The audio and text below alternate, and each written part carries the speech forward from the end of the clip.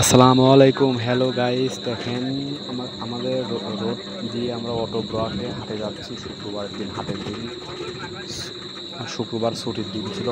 আমাদের এই জন্য হাটে যাচ্ছিলাম। আসলে দেখেন, অসাধারণ একটা ভিউ। রোডের সাইড দিয়ে অনেক গাছগাছালি আছে। দেখতে অসাধারণ একটা ভিউ। আমরা প্রতি শুক্রবারে এই রোড দিয়ে হাটে যাই।